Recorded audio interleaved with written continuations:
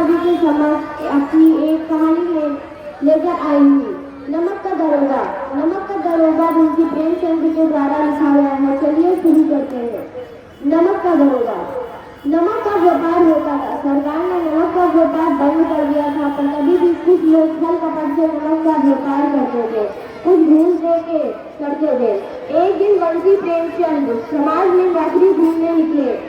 उनके बूढ़े और अनुभवी पिता ने कहा, बेटा मैं बूढ़ा हो रहा हूँ, बहन भी तुम्हारी हो गई है, और ऊपर ध्यान मत देना। मुंशी प्रेमचंद ने हाँ में हाँ भर के नौकरी ढूंढने निकल गए। कहा मुंशी प्रेमचंद ने सोचा भी नहीं होगा कि उन्हें नमक का दरोगा बना दिया जाएगा। उनको नमक का दरोगा बना दिया गया। एक दिन मुंशी प्रेमचंद थाने में अपनी नींद पूरी कर रहे थे, तभी उनको उनके समीप वाले पुल से गाड़ियों की तेज रफ्तार से जाने की आवाज सुनाई दी। वह उठे और उन्होंने अपनी वर्दी पहनी और पुल के करीब देखने लगे।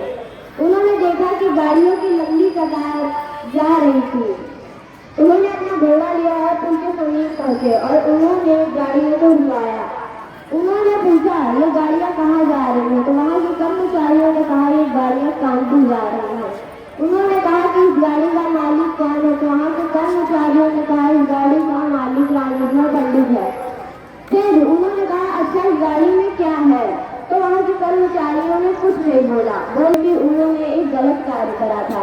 उन्होंने दोबारा पूछा, जवाब नहीं आया। उन्होंने दोबारा पूछा, कभी भी कोई जवाब नहीं आया। उन्होंने खुद ही तलाशी लेने का निश्चय करा। उन्होंने जब तलाशी ली तो वहाँ से नमक के ढेर निकले। उन्होंने कहा, यह पंडित रामेश्वर कहाँ है? इसे बुला के लाओ। वहाँ के कर्मचारी दौड़ते दौड़ते हाथते गए और पंडित रामेश्वर को बुला के लाए। पंडित रामेश्वर का कोई नया दरोगा आया है क्या? पर वहाँ के कर्मचारियों का हाँ नया दरोगा आया है, शायद उसका नाम मुंशी प्रेमचंद है, उसको आज वो 6 महीने भी नहीं हुए हैं। तो फिर पंडित रामेश्वर ने कहा, अच्छा फिर ये माजरा है, चलो फिर देखते हैं चल के।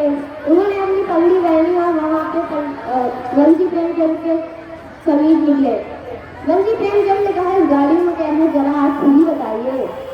तो पंडित रामेश्वर ने कहा, पहले बाबू अपना मामला है समेट लेते मैं आपस में, और इस गाड़ी को जाने दीजिए। उन्होंने कहा, आपकी जो भी सफाई है थाने में दीजिए चलिए। पंडित रामेश्वर और मुंशी प्रेमचंद थाने में निकले। पंडित रामेश्वर ने अपने कर्मचारियों से कहा कि 500 के 2 कड़क नोट निकाल के दो। वहाँ के मुंशी प्रेमचंद ने कहा, आपने गलत कार्य किया है, आपके ये पैसे मंजूर नहीं लेंगे, आपको अभी जेल भेजकर कार्यवाही की जाएगी। पंडित रामेश्वर कोर्ट में गया। वहाँ पे कार्यवाही हो रही थी। कार्यवाही ऐसे हो रही थी जैसे धर्म और अधर्म का युद्ध चल रहा था। वहाँ पे कार्यवाही हो रही थी और पंडित रामेश्वर जीत गया। फिर उसके बाद पंडित रामेश्वर ऐसे घूम रहा था जैसे कहीं का महाराजा हो। मुंशी प्रेमचंद अपना सर झुका के अपने घर गए। वहाँ उनके बूढ़े पिता ने कहा, मन कर रहा है या तो तेरा सर जोड़ दूं या तो अपना मन कर लो। इतना समझा के बोला का कभी भी समझ नहीं पाया। मुंशी प्रेमचंद से ना उनके पिता बात कर रहे थे ना उनकी बीवी। कुछ समय बाद एक सुंदर सा रथ वहाँ पे रुका। वह सुंदर सा रथ किसका था? उनके अनुभवी पिता दौड़े दौड़े देखने गए। वह सुंदर सा रथ पंडित रामेश्वर का था। मुंशी प्रेमचंद ने सोचा पंडित रामेश्वर है, ये तो मुझे जलाने आएगा, ये तो मेरी है तो बेइज्जती करेगा। पर पंडित रामेश्वर किसी और ही सोच रहा था। उन पंडित रामेश्वर को अपने घर में लाए मुंशी प्रेमचंद और उनकी मेहमान नवाजी की। पंडित रामेश्वर ने कहा, अरे बातों में तो मैं आपके लिए एक तोहफा लाया था, वो तो मैं भूल ही गया। उन्होंने अपने कर्मचारियों से कहा, जरा मुंशी प्रेमचंद दरोगा के लिए जो उपहार लाया था वो पेश करा जाए। जब मुंशी प्रेमचंद ने देखा तो वह एक सादा सा कागज था। उन्होंने कहा, इस कागज में क्या होगा? फिर पंडित रामेश्वर का पढ़िए को जरा। मुंशी प्रेमचंद ने पढ़ा तो उसमें लिखा था कि वे अब पंडित रामेश्वर की प्रॉपर्टी पे राज करेंगे। बल्कि प्रेमचंद ने कहा, नहीं मैं इस लायक नहीं हूँ। पंडित रामेश्वर ने कहा, नहीं आप इस लायक हैं, आप दिलों को सोचते समझे इससे हस्ताक्षर कीजिए, आप इसके योग्य हैं। बल्कि प्रेमचंद ने कहा, नहीं मैं इसके योग्य नहीं हूँ।